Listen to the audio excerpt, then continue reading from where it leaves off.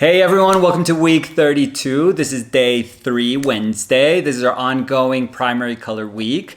So on Monday we used titanium white, bismuth yellow, cad red, and cobalt ultramarine to do this painting of Danny. And yesterday for Spanish Tuesday, Martes Español, we used quinacridone magenta, which I had never used, to replace the cad red and to kind of gauge and see how the palette was affected. It was really affected, actually. But we painted this really nice painting of Fer. And today we're going to go back to Monday's palette and we'll see how we're going to do. Okay, let's get started. Now, this is day 3 of our ongoing primary color week. So throughout the week, we've been working with primary colors and we've been kind of evaluating how we understand our color gamut based on the primary colors, on how the pigments that we choose will have an effect on how we represent and understand our primary colors. So on Monday, we painted a really nice, expressive, very sensitive painting of Danny, and we used titanium white, bismuth yellow, cad red, and a cobalt ultramarine. And if you really think about it, that palette actually has a pretty broad spectrum of possibilities in terms of temperature and the range of value. It may not have the full range of value. We can't get like super high contrast, I feel, because our cobalt ultramarine is not quite a value 0. It's pretty close, but it's not quite. And if we tried to change the hue of our darkest dark, so instead of having it be just blue, but having it be kind of like a blue-violet or a more earthy color, which means that we have to mix some of the bismuth yellow and cad red into that mix. The value, the inherent value of the bismuth yellow and the cad red is going to affect the final value of that dark mix. So our contrast range is actually compromised a little bit. But in terms of temperature and saturation, I feel we have a really broad, really nice, exciting palette. Can we mix everything under the sun with this palette? No, probably not. That's not going to be possible. Can we make a really nice painting? Oh, for sure, for sure. There are certain hues that we're going to have to know that we are interpreting. We can't really hit that color exactly, but I feel that that realization and that acceptance is something that is natural to painting. There is always a ceiling to painting. Always, always.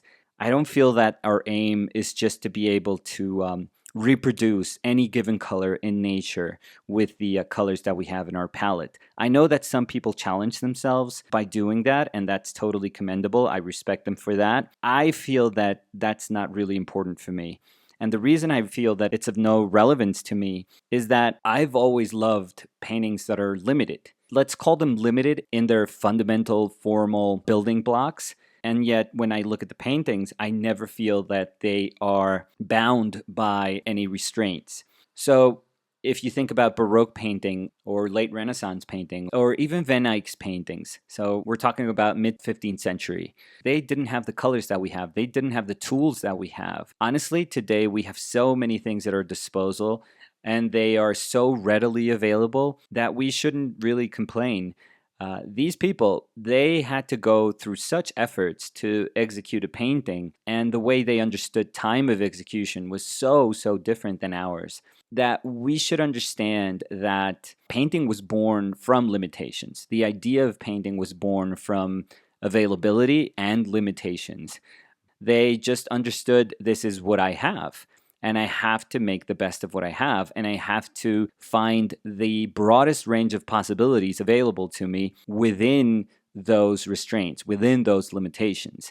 And I love that philosophy. That philosophy was inherent to what we understand now as the history of our painting. So whenever I encounter a limited palette, be it if I'm working with, let's say, titanium white, raw umber, ivory black, or if I'm working with a Zornish palette, titanium white, yellow ochre, cad red, and ivory black, I kind of understand that that is the core of painting. I really quickly accept that that is the thing that is going to teach me about the nature of painting.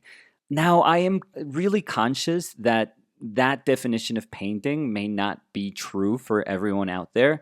For people of a younger generation, younger painters that are just insanely talented, there's really no reason why you should care to pay homage to high Renaissance or Baroque painting the way I kind of do at my core, I feel. You can just go to a store, and if you love all these available synthetic, crazy, wild, really loud colors out there, and you can make, like many painters do today, just kick-ass paintings that are, full of energy and emotion, and you can transmit the message you intend to transmit.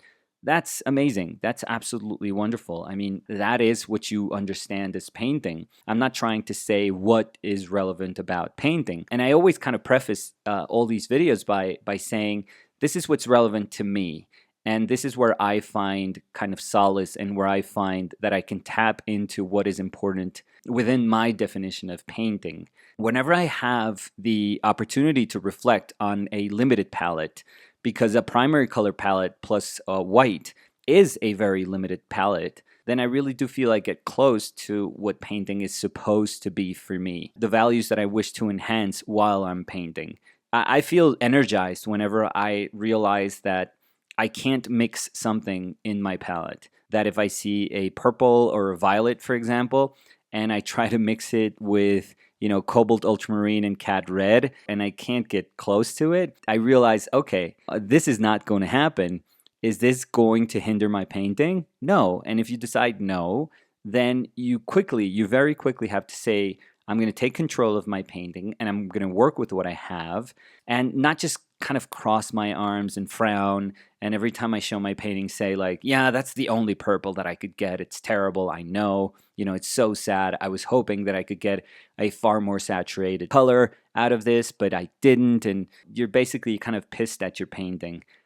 That should never happen. You should always kind of celebrate your palette and celebrate it through your painting, and just say kind of, wow, you're throwing some obstacles at me, and I'm going to see how I can weave my way through them and how ultimately I can learn from them. The coolest thing that we are doing, I think, is changing it up a little bit. So like I said, on Monday, we used titanium white, bismuth yellow, cad red, and cobalt ultramarine.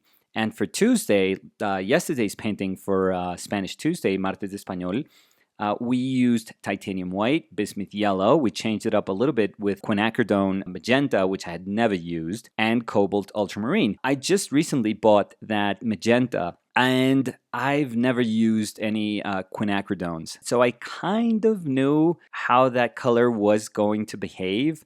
I think the closest thing that I've used to that magenta was permanent rose, which may be close to a magenta. This one is pretty beautiful, I feel. I mean, it's definitely cool. I was speaking yesterday how the palette kind of changed its nature to a very cool palette. Because if you think about it, on Monday we had warm saturation, crazy saturation with that cad red. But on Tuesday, there is no warmth. There is no warmness to it. Let's go through the colors and we can kind of reflect upon that. Titanium white is a crazy cool color, one of the coolest colors that you can put in your palette. Bismuth yellow is a yellow-green, not quite as cool as some lemon yellows that I've seen, but it is still a cool yellow-green, so there is coolness to it. If I have to put it in a balance, I would say it leans towards the cool temperature. Cobalt ultramarine, we spoke how, yeah, definitely the ultramarine part of it leans towards a blue-violet, a very, very cool blue-violet. And while cobalt is a little bit brighter, a little more saturated, it's still a cool color. It's still going to be a cool blue. And that leaves us with that quinacridone magenta, which is definitely cool. It's probably not as cool as, let's say, an alizarin crimson, but it's still cool. So if we put all of that together in our palette, we can totally see that it leans heavily on the cooler side of the temperature spectrum. So what do we do there? Do we yearn for warmness? Do we yearn for a cad red? When we see that magenta, do we just say, oh my God, you are so not cad red? Or do we just accept it? Because yeah, magenta is not cad red. That's just a fact. They're two different pigments. So why would we want cad red if we put down magenta in our palette? If we have that quinacridone, what are we doing? Why are we thinking of a color that's outside our palette? If it would mean so much, then just put it in your palette. But for these exercises, the fact that we leave something out is something that we have to feel. We have to know and understand and accept that we are consciously putting stuff outside of our palette. It is not going to be available to us. So a lot of people kind of question, well, if you have A very cool palette, where's the warmness coming from then? How can you speak about warm? Well, you can speak about relative warmness. You can speak about warmer colors within your cool palette. There is such a thing. So the challenge yesterday was just trying to mix some of that bismuth yellow and magenta and trying to make like really nice warmish, orangish, reddish hue that could offset all the other cooler colors. But again, that color is not going to be inherently warm. The pigments are not warm. Their nature is not warm. So we can't just abstractly think of them, these are not really warm. No. Remember, our painting is a space where relationships occur. So what we have to do is just generate a set of relationships where we can showcase the possibility of making something look warmer within a very cool palette. It's tough, but it's actually a beautiful, wonderful exercise. That's what these exercises are about. And I kind of feel happy that instead of just picking a single primary color palette, we're giving ourselves the chance to examine how the definition of that primary color palette can actually be quite different depending on which pigments you use. Today we're going to go back because I wanted to do something akin to inhaling, exhaling, inhaling. I wanted to see how I would feel if I started with a palette, then I changed it up for yesterday's painting, and then I went back to my first palette, and how that expansion would feel. And yeah, it's definitely different. I really feel that the inclusion of that cad red just gives me a range in temperature that I just didn't have available yesterday. Like I said, I didn't yearn for it yesterday. I quickly accepted it, but I am conscious when I step back, when I'm looking at the paintings, when I reflect upon the painting act once I'm finished, that's what I learned from it. And remember, that's the important part. Our painting is just a reminder, hopefully, of what we learned, of what we reflected upon. But the important thing to carry with us is that it's the lesson that we learn, not the painting.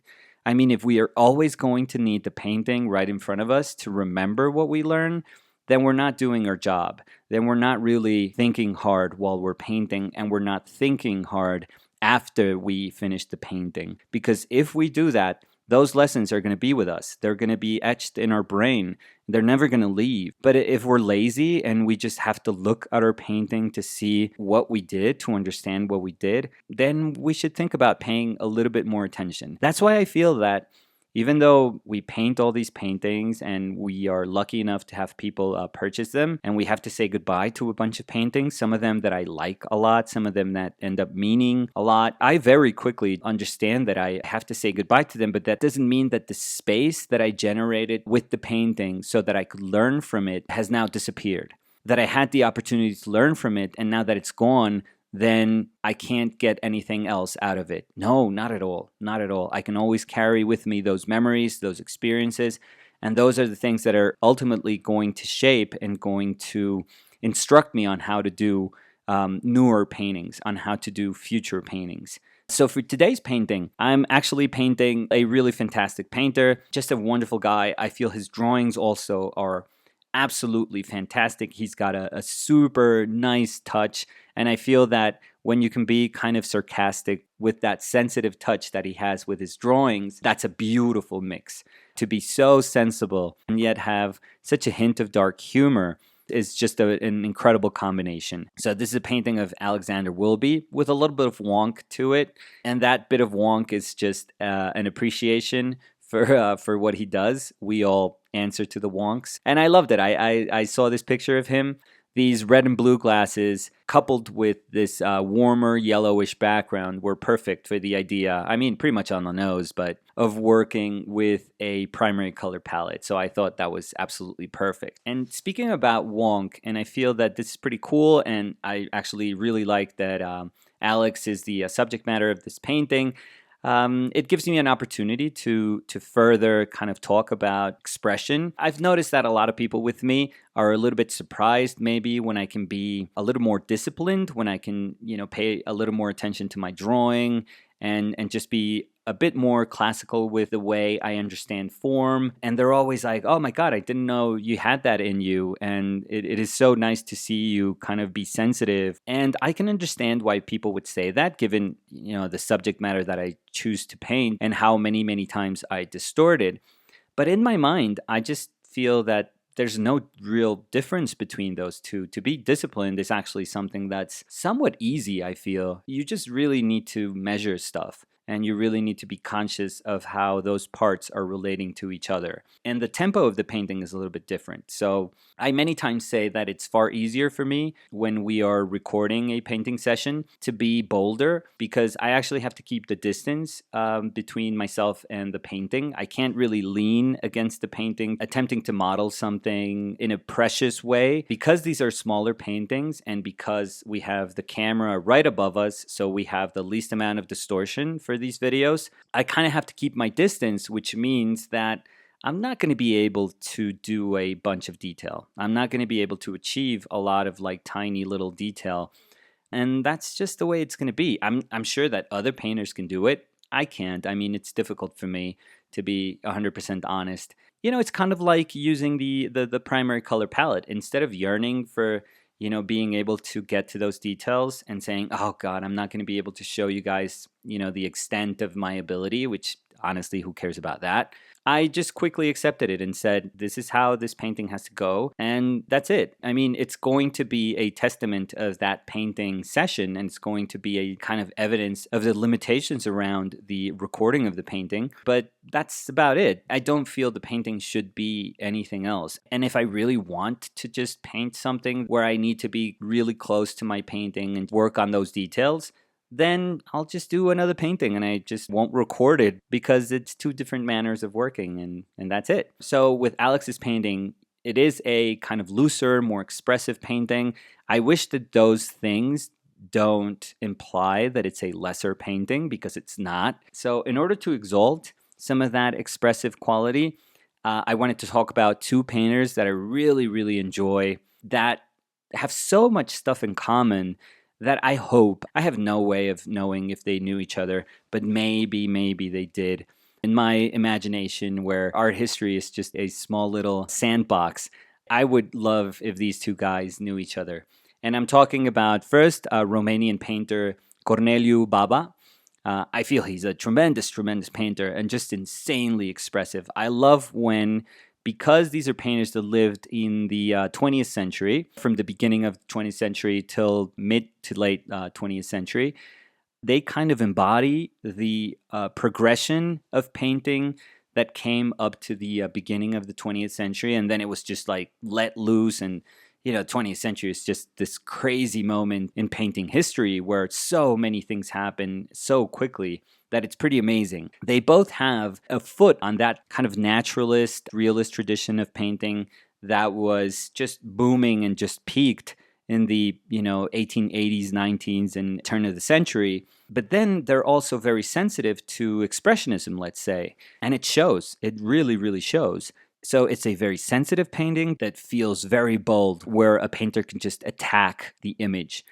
So Corneliu Baba, fantastic Romanian painter, and this next painter is probably one of my favorite Spanish painters. I've said it before, but I really feel that the Spanish tradition of painting, and this speaks more about my sensitivity rather than whatever knowledge I have of painting history, I feel the Spanish tradition of painting is the strongest tradition of painting in history. You really feel how all the moments in the history of painting are linked through that Spanish tradition of painting. Every Spanish painter that I enjoy feels the Spanish DNA in painting history, and in some way just feels connection to it. And you can see hints of the highest moments of Spanish painting history in all those painters. So I think that that's obviously present in this fantastic painter's work. He is Baldomero Romero Resendi. He's a painter from Sevilla, and there's just so much humor and quirkiness to his work. It just feels like a painting that smiles for some reason. I mean, he suffered quite a bit because he wasn't really successful. So sadly, Romero Resendi's story is one of many, many painters throughout history where we can appreciate them now and we can say, oh my God, that's a painter's painter. And there's so much ability in there. But the truth is, while they were living, they struggled making their work known. They struggled with sales. And they could have been respected at the time, but they went through hardships. And that's just the truth, you know? It's very sad when art reminds you that the world is not fair. And that's been the case with art history since art was created, I guess. And Romero Resendi is just another one of those examples, which can be heartbreaking. But I guess that, you know, the only thing we can do today is to celebrate him and to acknowledge the hell of a painter that he was and to say, wow, may not mean that much nowadays, but my work is in many, many ways just a love letter to people like you. So Cornelio Baba and Romero Resendi, in my mind also, they wouldn't exist if it wasn't for Goya. Francisco Goya is just in their DNA. And it weighs so heavily on them. I mean, you can totally see Goya, specifically just the black paintings. You can see them in their painting, in the way they chose to represent and in the kind of soul of the characters that inhabited the paintings. So again, this is about expressiveness, character, but also a connection with that river that runs through us all, you know, that is painting history, and how, you know, we can just happily navigate it. That was it for today. Again, we spoke about, yes, color, but also about acknowledging limitations, how those limitations should not make us feel bound by anything, and how if we want to be linked by something, it should be to other painters that were amazing examples of resilience and just commitment to the vision that they had, and that when we work, we should just celebrate those people. So that was it for today. Thank you guys for hanging out. I'll see you tomorrow. Bye.